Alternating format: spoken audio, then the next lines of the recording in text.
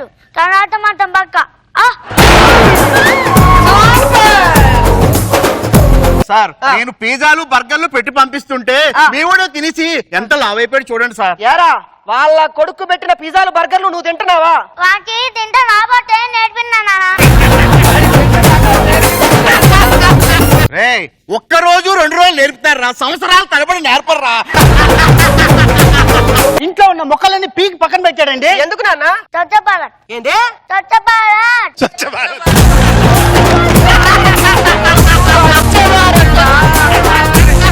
Hello, అందం అంటే నాది, అందానికి అర్థం నేను. హలో, అందానికి పరమార్థం నేను. నా ఈ అందగత్తె గురించి 7 రాజ్యాల రాజులు మాట్లాడుకుంటున్నారు తెలుసా? ఒక రాజుతో మాట్లాడిపోయమ్మ. ఎక్కడో లేరు, ఈ నవ్వుల సామ్రాజ్యంలో ఉన్నాడు నా రారాజు. బావా BADINA వదినా. మా వదిన ఎంత మంచిదో తెలుసా? నేను ఉదయాన్నే లేవగానే అబ్బా పిల్ల బ్యూటీ, నిన్ను చూస్తే చందమామలా ఉన్నావు తెలుసా అని దిష్టి చుక్క పెట్టి ముద్దు పెట్టి బయటికి పంపిస్తుంది.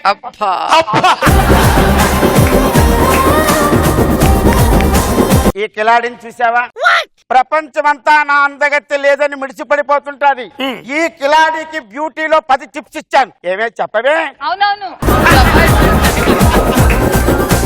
ఒక 10 రూపాయలు ఉంటే ఈ తల్లా 1000 rupees do festivals. కొట్టానంటే మొహం పగిలిపోద్ది. ఒక రోజంతా కష్టపడితే వచ్చేది 1000 రూపాయలు. అది పొద్దున్న నువ్వు వేసేస్తే సాయంత్రం దాకా నేను ఏం చేయాలా?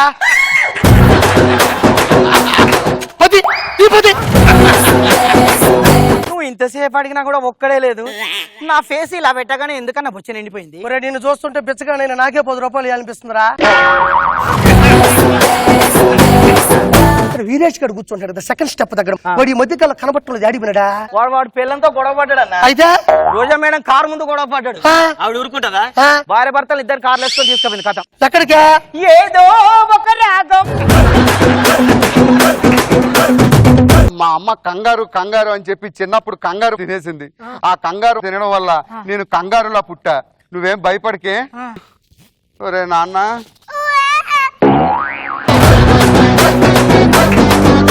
నేను మీ పక్కింటి రాములయ్యని. కాస్త కాఫీ ఇస్తే గొంతు దడుపుకుంటా.